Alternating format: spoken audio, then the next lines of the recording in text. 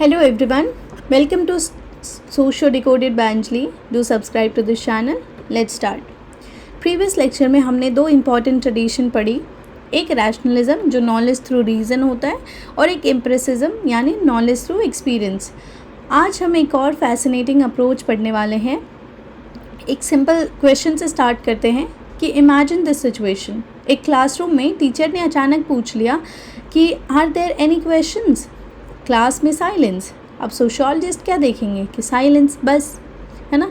लेकिन फिनोमेनोलॉजिस्ट पर पूछेंगे कि ये साइलेंस का मतलब क्या है. क्या स्टूडेंट डर रहे हैं, क्या सब समझ गए, क्या किसी को क्वेश्चन पूछने में एम्बैरसमेंट हो रही है, क्या कल्चर रिस्पेक्ट की वजह से चुप हैं. देखा, फिनोमेनोलॉजी ना फैक्ट से ज़्यादा मीनिंग समझना चाहती है और इसी वजह से सोशियोलॉजी की सबसे इंटरेस्टिंग अप्रोच में से एक है ये. ठीक है. सो अगर आपको लेक्चर के नोट्स चाहिए तो आपको टेलीग्राम चैनल के लिंक्स डिस्क्रिप्शन और कमेंट सेक्शन दोनों जगह मिल जाएंगे. Do join the Telegram channel. Let's start. तो वर्ड फिनोमेनोलॉजी सुनने में ना डिफ़िकल्ट लगता है लेकिन आइडिया बहुत सिंपल है. ठीक है. फिनोमेनोलॉजी जो है ना, इसके बारे में हम थोड़ा डिटेल में देखते हैं कि ये स्टडी करता है ह्यूमन लिव्ड एक्सपीरियंस को, यानी लोग दुनिया को कैसे एक्सपीरियंस करते हैं, कैसे समझते हैं, कैसे मीनिंग देते हैं, उस चीज़ को फिनोमेनोलॉजी जो है स्टडी करता है. इसका मेन कंसर्न है कि थिंग्स एज एक्सपीरियंस, मतलब नॉट थिंग्स एज मेजर्ड. जो एक्सपीरियंस किए गए हैं ना उसको स्टडी करना. एग्जाम्पल जैसे एक रोज़ फ्लावर है, गुलाब का फूल है, गुलाब के फूल हैं, तो साइंटिफिक बोलेंगे कि ये प्लांट स्पीसीज़ हैं, बायोलॉजिकल स्ट्रक्चर है और केमिकल कंपोजिशन है. लेकिन फिनोमेनोलॉजी बोलेंगे कि ये फ्लावर किसी लवर के लिए एक सिंबल हो सकता है, किसी स्टूडेंट के लिए फेयरवेल की मेमोरी हो सकती है, किसी मदर के लिए अपने बच्चे की याद हो सकती है. मतलब कुछ भी मीनिंग अटैच हो सकता है ना. फ्लावर सेम है ना, मीनिंग डिफरेंट है. सो फिनोमेनोलॉजी का मीनिंग जो है ना, ये मीनिंग स्टडी करना ही फिनोमेनोलॉजी है. सो की आइडिया के बारे में बात करते हैं कि फिनोमेनोलॉजी का स्लोगन है कि बैक टू थिंग्स देमसेल्फ. मतलब कि थियरीज़ को ना थोड़ी साइड रखो, पहले देखो लोग एक्चुअल एक्सपीरियंस क्या कर रहे हैं. ठीक है. उसमें सबसे पहले आते हैं फ्रेंच बरीतानो. ठीक है, इसके बारे में बात करते हैं. तो फिनोमेनोलॉजी की ना स्टडी शुरू होती है इनके साथ से. बरीतानो ना एक रिवॉल्यूशनरी आइडिया दिए इंटेंशनैलिटी का. इंटेंशनैलिटी क्या होता है कि उन्होंने कहा कि consciousness is always about something, है ना. याद रखिए कि माइंड कभी एम्प्टी नहीं होता. अभी आप क्या सोच रहे हो एग्ज़ाम के बारे में, यूट्यूब के बारे में, रिसर्च मेथोडोलॉजी के बारे में, करियर के बारे में, है ना. तो हर थॉट किसी ना किसी ऑब्जेक्ट से कनेक्टेड है. इसी को ना बरीतानो ने इंटेंशनैलिटी कहा है. एग्जाम्पल जैसे अगर मैं बोलूँ कि मैं एक ट्री के बारे में सोच रही हूँ, मान लो किसी मैं आम के पेड़ के बारे में सोच रही हूँ, मेरा थॉट आम के पेड़ की तरफ डायरेक्टेड है ना. अगर मैं बोलूँ कि फॉर एग्ज़ाम्पल कि आप ना अपने एग्ज़ाम के रिज़ल्ट से डर रहे हो, आप अगर बोलो कि आप अपने एग्ज़ाम के रिज़ल्ट से डर रहे हो, फियर क्या आपका रिज़ल्ट की तरफ डायरेक्टेड है ना. तो हर कॉन्शियसनेस ना किसी ऑब्जेक्ट की कॉन्शियसनेस होती है, यही इंटेंशनैलिटी है. अब बात करते हैं इंटेंशनैलिटी के टाइप्स के बारे में. इंटेंशनैलिटी हमने समझा, अब बात करते हैं इसके टाइप्स के बारे में. सबसे पहले होता है प्रेजेंटेशनल, मतलब ऑब्जेक्ट को इमेजिन करना. एग्जाम्पल आपने स्कूल को याद किया, है ना. फिर आता है जजमेंटल, सेकंड, मतलब किसी चीज़ पे ना बिलीफ बनाना. एग्जाम्पल मुझे लगता है एग्ज़ाम डिफ़िकल्ट होगा. फिर आता है इमोशनल, जैसे कि हो गया लव, हेट, फियर, है ना. किसी को एग्ज़ाम की एंजाइटी होता है वो.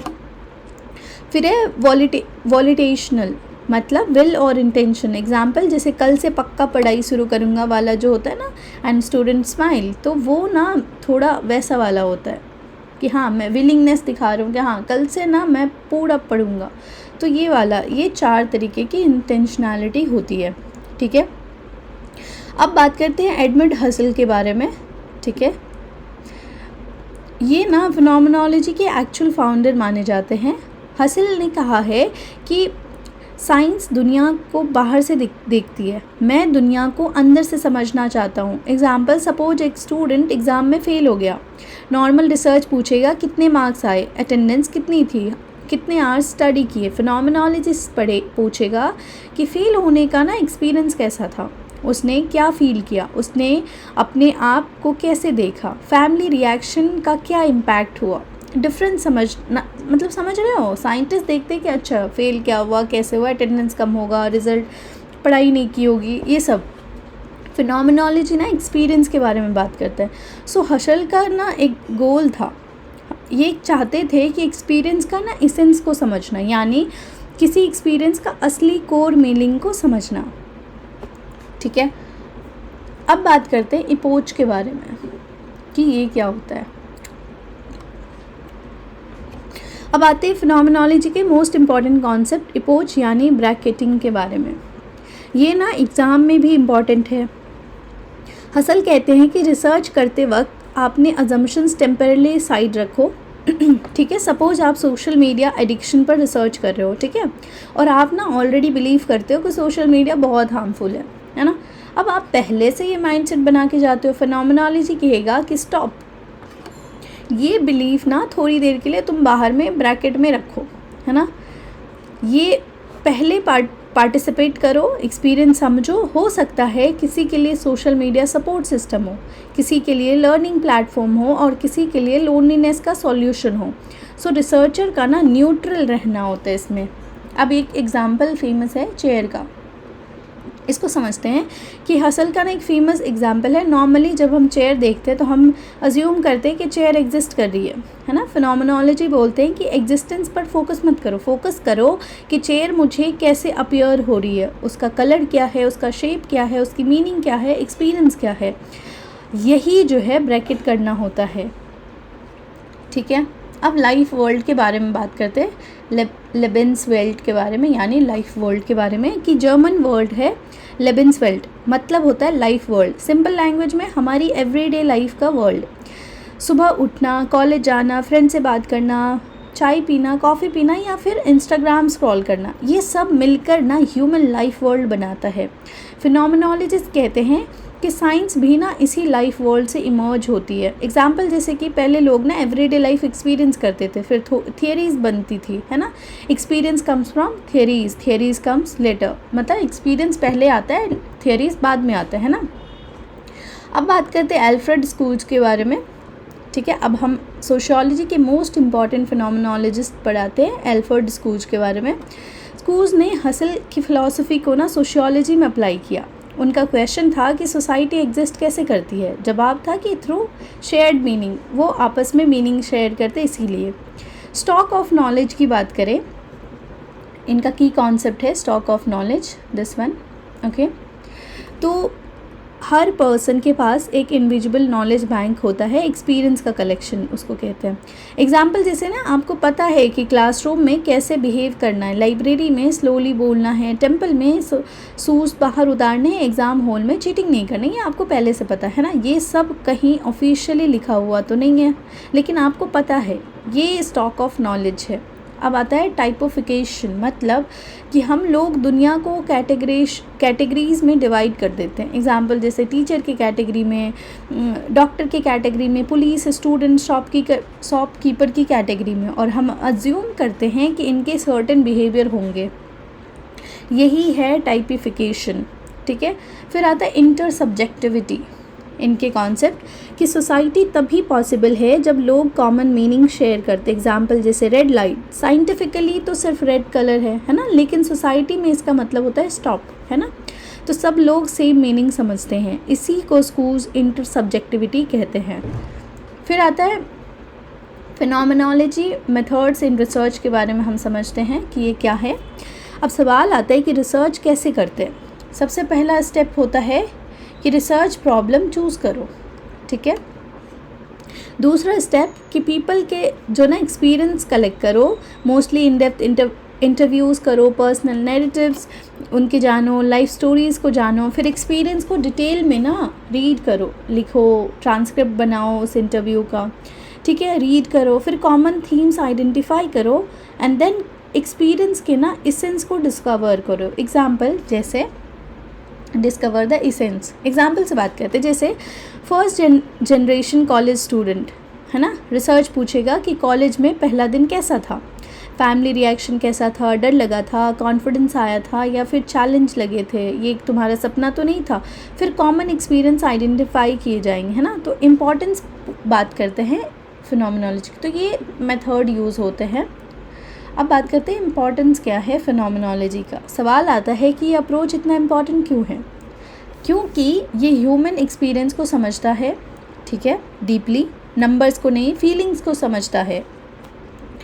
ये ना हमें वॉइस देता है टू पार्टिसिपेट, लोगों की ना कहानियाँ सुनाती है, ये डीप अंडरस्टैंडिंग में हेल्प करता है, सरफेस फैक्ट से आगे जाता है, ये वहाँ जाके समझाता है, यूज़फुल होता है सोशियोलॉजी में, education, health, gender, migration, mental health, disability, सारे एरियाज़ में। एग्जाम्पल, सपोज स्टडी टॉपिक है डिप्रेशन अमॉन्ग स्टूडेंट, सर्वे बता देगा कि 30% स्टूडेंट डिप्रेस है, ये नॉर्मल सर्वे है। लेकिन फिनोमिनोलॉजी अगर उसको स्टडी करेगा ना, तो वो करेगा कि डिप्रेशन फील कैसे होता है, स्टूडेंट का डेली लाइफ एक्सपीरियंस क्या है, ये डिफरेंस होता है एक नॉर्मल जो है, क्या बोलते हैं उसको, रिसर्च सर्वे में और एक फिनोमिनोलॉजी के अप्रोच में। सो अगर if we criticise this approach phenomenology, तो हर थियरी की लिमिटेशन होती है, फिनोमिनोलॉजी के भी है, सब्जेक्टिव है, रिसर्च जो है इन्फ्लुएंस कर सकता है, ऐसा बोलता है क्रिटिक। दूसरा कहता है ये टाइम कंज्यूमिंग है, इंटरव्यू और एनालिसिस ना बहुत लेंदी होते हैं। थर्ड क्रिटिक कहते हैं कि डिफ़िकल्ट टू जनरलाइज, मतलब 10 लोगों का एक्सपीरियंस सब पर अप्लाई नहीं कर सकते आप। फोर्थ क्रिटिक कहते हैं कि लेस ऑब्जेक्टिव है, मतलब इसमें ना क्वालिटेटिव बातें, क्वांटिटेटिव रिसर्च जितनी ऑब्जेक्टिविटी नहीं है, इसमें क्वालिटेटिव बातें बहुत ज़्यादा है, कि बातें बहुत ज़्यादा करते हैं, इमोशन पे बातें करते हैं, एक्सपीरियंस पे बातें करते हैं। So if A quickly revise, ठीक है, तो फिनोमिनोलॉजी क्या है, हमने देखा वो लिव्ड एक्सपीरियंस होता है फिनोमिनोलॉजी। बरीतानो जो है ये किसके बारे में बात करता है, तो ये इंटेंशनैलिटी के बारे में बात करते हैं। हशल जो है ये किसके बारे में बात करते हैं, तो ये बात करते हैं कि फिनोमिनोलॉजी, इपोच, लाइफ वर्ल्ड, इन सब के बारे में बात करते हैं, ठीक है। फिर हमने स्कूल्स के बारे में बात किया, ये जो है ये बात करते हैं स्टॉक ऑफ नॉलेज के बारे में, टाइपिफिकेशन, इंटर सब्जेक्टिविटी। गोल होता है understand meaning from participant perspective, okay, ये सारी। सो फाइनल क्वेश्चन कि इमेजिन 2 स्टूडेंट सेम एग्ज़ाम में फ़ेल होते हैं और स्टूडेंट ए मोटिवेशन लूज़ कर देता है और स्टूडेंट बी और ज़्यादा मेहनत करने के बारे में सोचता है। सो क्वेश्चन है कि दोनों का रिजल्ट सेम था, बिल्कुल, तो एक्सपीरियंस डिफरेंट क्यों था? Think like a phenomenologist and answer in comment में ज़रूर बताना। सो नेक्स्ट लेक्चर में हम बात करेंगे थियरी बिल्डिंग के बारे में और वहाँ से रिसर्च मेथोडोलॉजी के एक्चुअल जो रिसर्च फ्रेमवर्क है ना वो स्टार्ट होगा। सो स्टार्टिंग के जो ना कुछ लेक्चर आपको थोड़े थियोरेटिकल लग सकते हैं, लगेगा कि ये सब क्यों पढ़ रहे हैं, हम तो रिसर्च वाला पढ़ने आए थे, ये सब क्या है, तो बेसिक इंट्रोडक्शन का है, ताकि ना ये अगर आप समझ जाओगे तो आपको आने वाली जो रिसर्च पैटर्न के बारे में कि सैम्पलिंग क्या होता है, हाइपोथेसिस क्या होता है, ऑब्जेक्टिव क्या होता है, type of sampling, snow sampling, सब कुछ समझ आएगा आपको, तो वो यही है। So if you like this lecture, do subscribe to this channel. Till then, keep learning. Thank you.